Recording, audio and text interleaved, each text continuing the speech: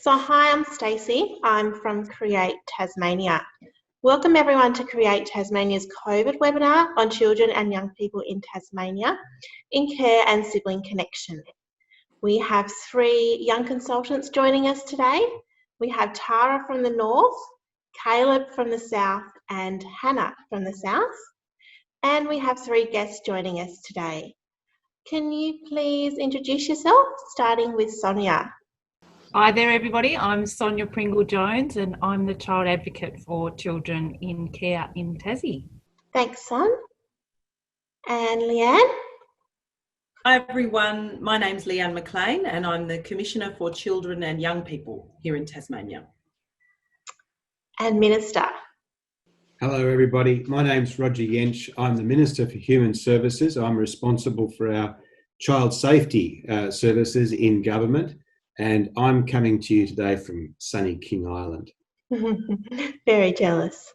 Thank you. So I'd just like to start with our Aboriginal acknowledgement. I'd like to genuinely acknowledge the Palawa people, the traditional custodians on the land on which we meet today and on which we zoom in today. So Minister, I might just hand it over to you.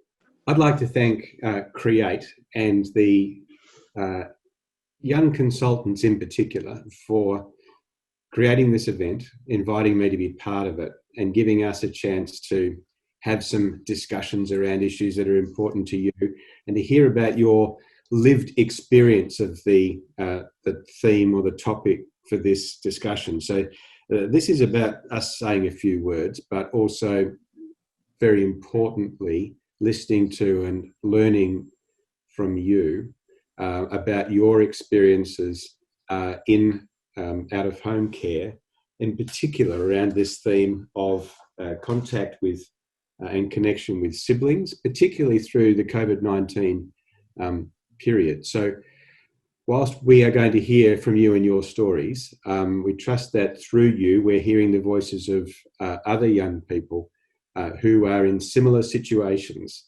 And so thank you for volunteering your time and being brave enough to share your stories and perspectives with us so that we can learn about you and other people like you who are in out-of-home care, who we all have a responsibility to do the right thing by. So thank you very much for having me. Thank you, Minister Jaensch. So today we're discussing sibling relationship and connection for children and young people with a care experience in Tasmania. Sonya, what does sibling connection mean to you? I'm the youngest of 3 children and I've got an older brother and an older sister. And as a young adult in my late teens, I also had extra siblings in the form of step siblings. There's this certain, real deep link and connection with siblings that is unlike any other relationship. Thanks so much for that, Son. Leanne, do you have any thoughts on sibling relationship? Thanks, Stacey. Like Sonya, I'm the youngest of a family of 3 that I grew up in, and I have an older brother and an older sister as well. And I also have a much older half-brother who I did not grow up with, but who I came to know later in my life. And for all of these people, when I think about what they have brought to my life and how we've interacted with one another, they have been both the fiercest relationships and the biggest arguments, as well as the deepest connection that I can really ever imagine having with anybody else. And we have a right to be with our siblings, to see them and to know them. And we can talk a bit more about that later. Yeah, thanks, Leanne. And Roger, what does sibling connection mean to you? Stacey, I am the eldest of 3,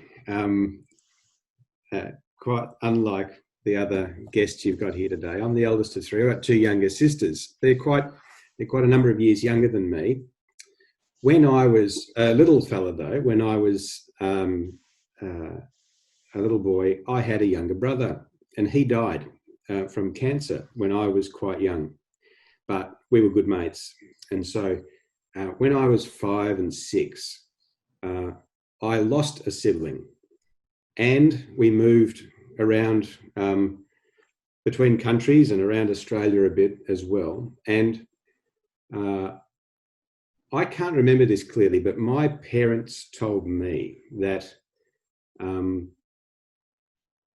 there was a time there where I found it difficult to form close relationships with other kids where we were living at different times, because I was worried that I might lose them and not get too attached to people, because they don't always stick around. And so whilst I can't remember that emotion myself, it makes sense to me, and it gives me some feeling for what it might be like to be separated from your family or someone who you've grown up to love and rely on, who's got a very special connection and bond to you. There's lots of different types of relationships that you can have with your siblings throughout your life.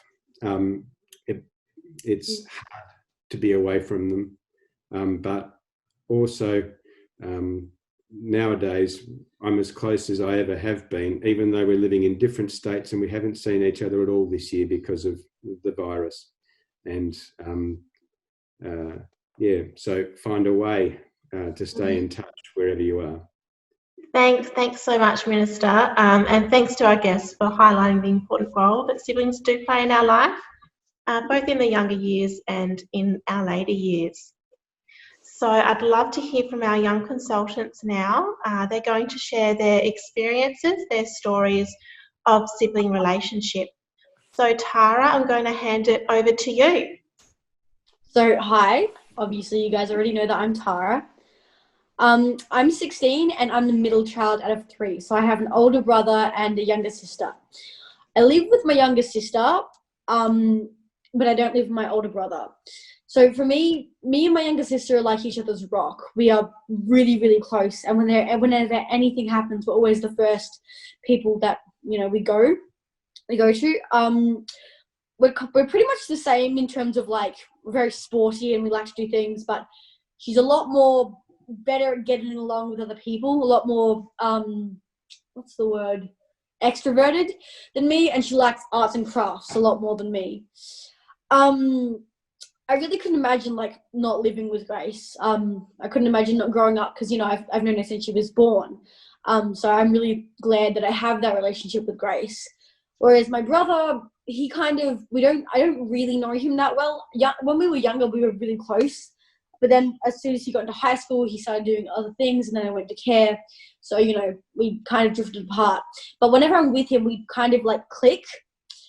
And I can let go of that older sister thing that I have with my younger sister, and I feel very safe and happy with him. I only really get to see him when we have visits with our mum, which I really don't like. And that's why I think that siblings who live apart should be able to have singular visits with their brothers and sisters. And if caseworkers actively try to help siblings to see each other, they might have a strong relationship when they're older. Thanks so much, Tara, for sharing your story. I'd like to hear from Caleb. Hi, I'm Caleb and I'm the oldest of 5. I have 2 younger brothers and 2 younger sisters, and I was lucky to live with one of them. Being able to live with my sister has been a positive experience because we are very close. We have a lot more connectedness than I have with my other siblings. We have heaps in common. We like to talk, and I feel more comfortable with her than my other siblings. We love to banter, and I feel like I can connect and speak with her more than my other siblings. I get to see my other siblings quite a bit because my carer makes sure that I get to see them whenever I want. Even though I didn't get to see my other siblings during COVID, I kept in close contact through social media and on the phone, which was great. I think that siblings should be placed in the home together whenever possible, or making sure they still have close, regular contact, because I know firsthand how important maintaining these relationships are. If you don't have a sibling to connect with, you can feel really lost, and I feel like my well-being is being better with having these sibling relationships, because sibling bond is something you can't find anywhere else, and you have these supportive relationships forever. Thanks so much, Caleb. Hannah, I'll hand it over to you. I have a brother who is under guardianship and I'm the eldest. My brother and I were separated from an early age and I grew up with my dad until I was 6, and since then, this is my 3rd foster home. I don't remember seeing my brother much when I was younger, so I don't think we had much of a relationship as little kids. When I got older, I got to see my brother more. We organised visits with each other over social media and have sleepovers a lot, which is great. I have a good relationship with my brother now. We're like good friends. We like doing the same activities and enjoy the same PlayStation games. We muck around a lot, which usually ends up in play fighting. I like that my brother is funny. He makes me laugh and cheers me up. It was hard not seeing him during COVID and isolation. Child safety didn't help me stay in touch with my brother when I was younger. It was my foster mum who took the lead and organised contact. I think child safety workers should really try hard to make sure brothers and sisters can see each other and have each other's contact details. If it wasn't for my foster mum, I probably wouldn't have the relationship with my brother that I have today. I hope my brother and I continue to have a good, supportive relationship in the future. Thanks so much for that, Hannah, and thanks Tara and Caleb again for sharing your different perspectives. It's really important for us to reflect how we can improve in the area of sibling connection. So our young people have some questions for our guests now. And Tara, you have the first question. So this question is for Roger. What advice and guidance is provided to child safety staff around sibling connection? Thanks, Tara. It's a good question, and thank you for sharing your story and your insights. Thank you to all of you for your personal stories. That helps us to understand the range of situations that people find themselves in and how important this stuff is. Really importantly, Tara, that our child safety system operates under legislation, rules that we are required by law to observe and to embody in the work that we do. And that includes laws and rules which recognise that the care that kids need extends beyond meals and a place to sleep that's safe, but it includes connection with community members and people who are important in the life and the identity of children and young people as well. Most importantly, their own family, their siblings, their relatives, and other members of their community, including if they are from a particular religious or ethnic group, if they're Aboriginal children, that they have connection with a community that's part of their identity as well, and that's maintained throughout their life. During times like COVID, where from time to time less contact has been important as part of keeping isolation and keeping safe, that there are ways found, and you've mentioned them already. You guys know what this stuff's about through being on the phone, through social media, FaceTime and other things. It's important that those opportunities are provided for you, and I expect as minister, and people expect of me, that I ensure that those principles and that sort of access and contact is provided for you as it's your right. Thank you, Minister. Caleb, you have the next question. This question is for Leanne. What are young people's rights around sibling contact? Thanks, Caleb. And I also want to thank you and Hannah and Tara for sharing your stories.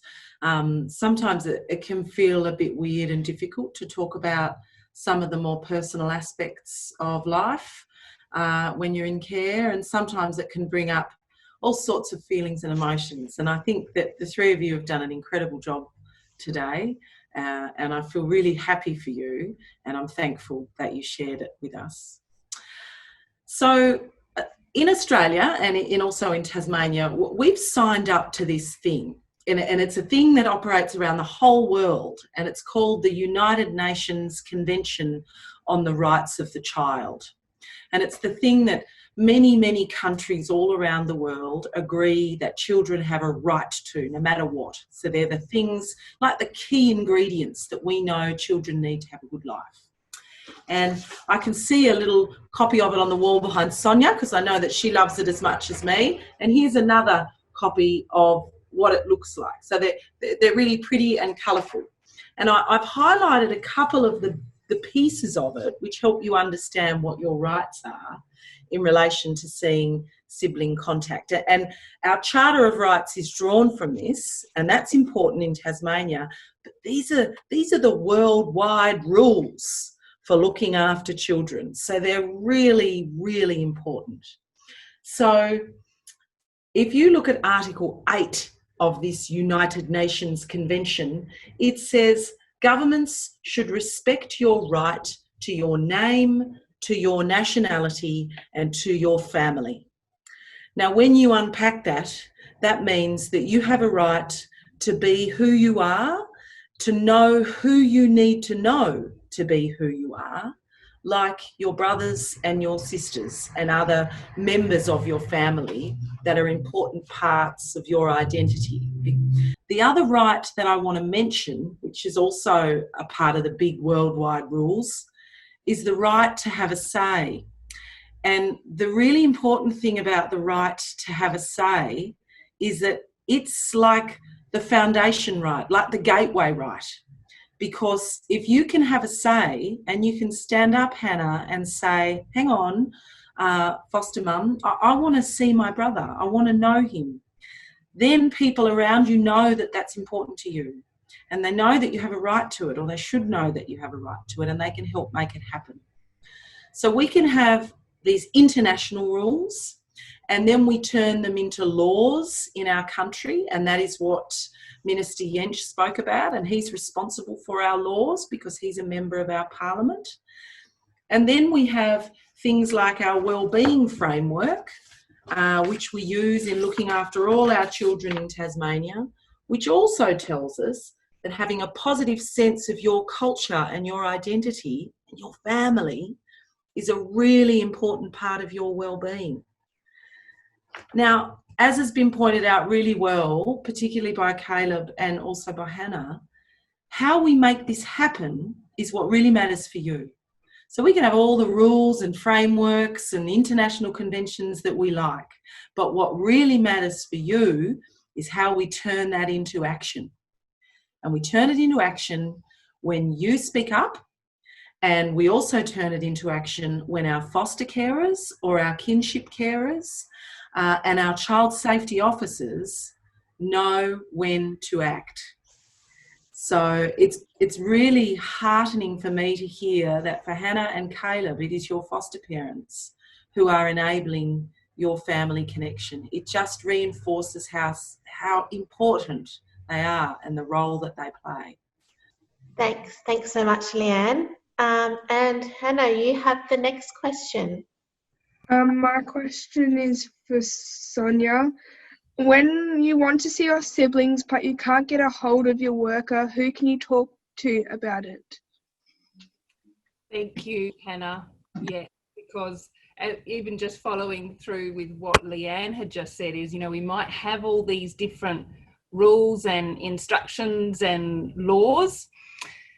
Sadly, or rightly or wrongly, sometimes the realities of us acting on those and some of the difficulties and the complexities makes it tricky, and that doesn't make it okay, and we need to do what we can. If you can't reach your worker, or you feel that the people that you've been speaking to haven't heard you, then you do have some options, and I would strongly encourage any child or young person to keep reaching out to, whether it's their caregiver, their parent, a teacher, someone else that they trust, to help be even a louder voice for them in trying to ensure that some plans can be acted upon for you to connect with your siblings however you need to.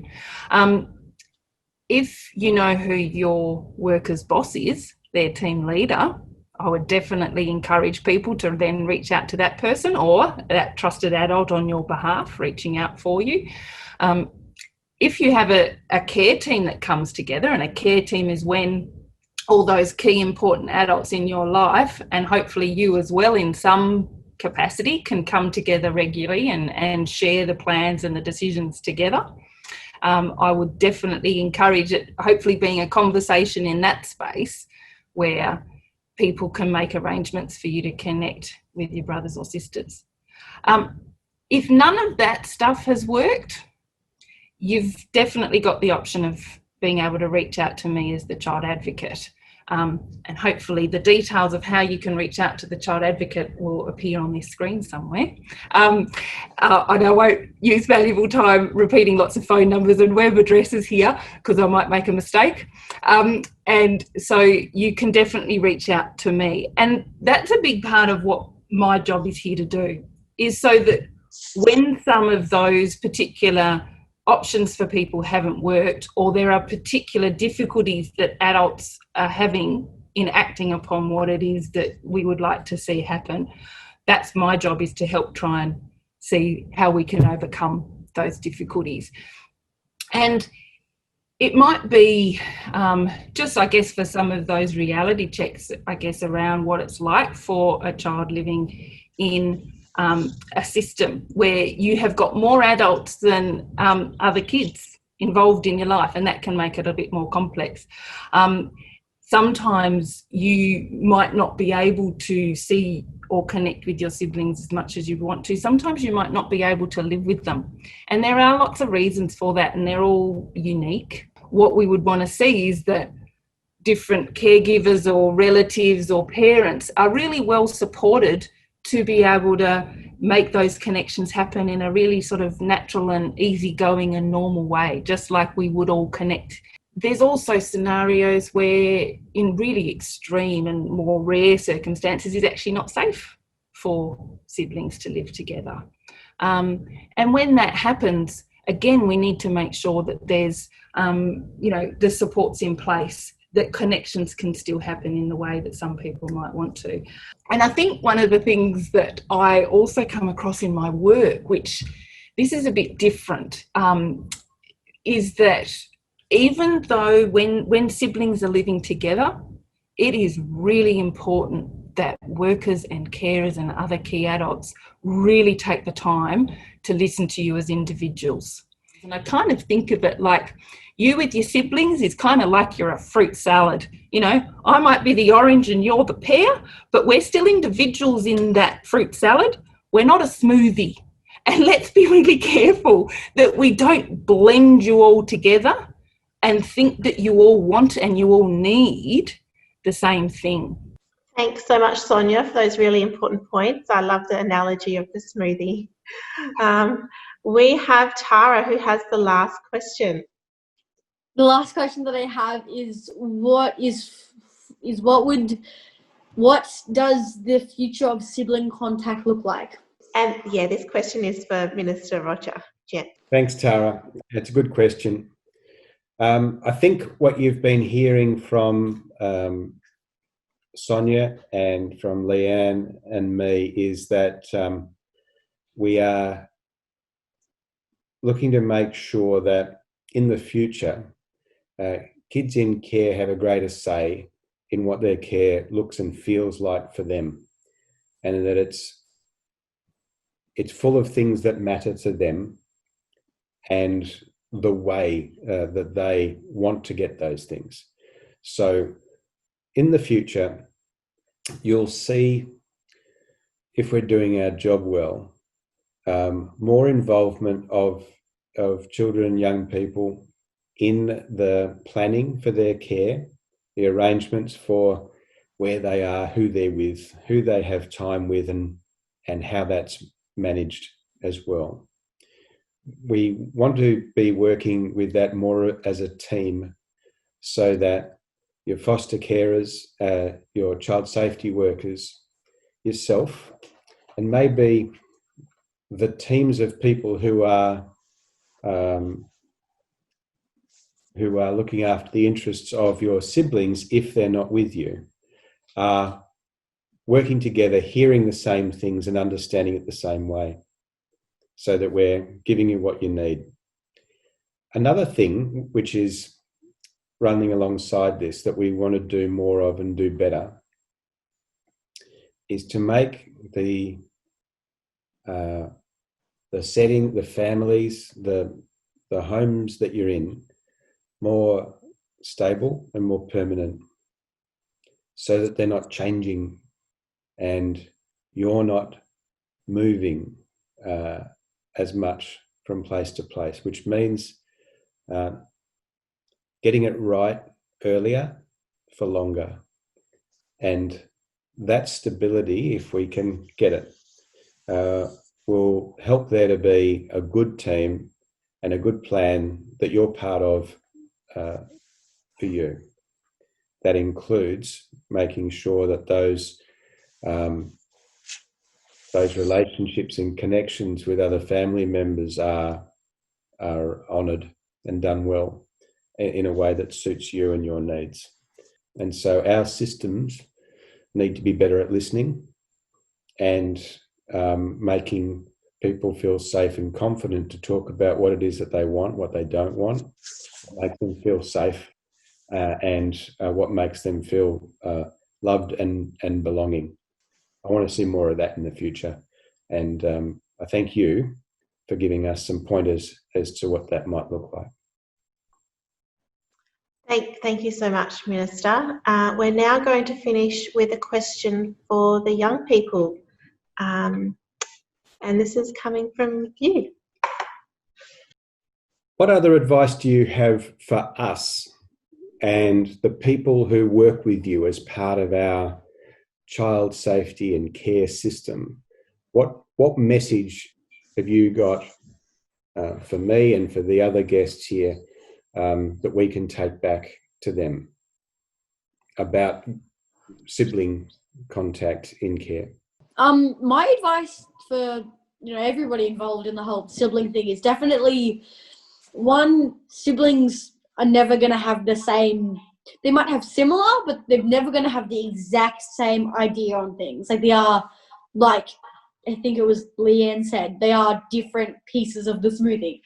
And probably two, this is more so for carers and caseworkers, but I think that it's really good to have those carer on carer or carer to kingship carer relationships. So I think that if two siblings are in different households, those carers should be able to have some sort of relationship to make it easier for the kids to see each other. I think that's a big part of being able to see your siblings a lot more frequently.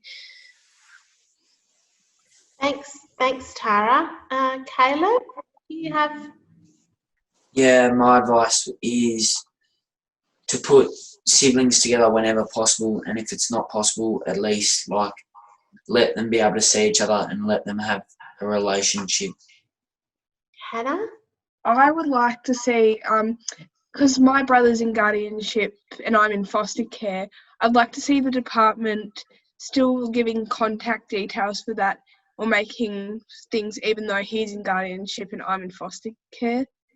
Great. So that was our only question for all the young people. Again, I'd really like to thank our guests for joining us and for telling their own personal experiences, and especially our young people for sharing their different perspectives.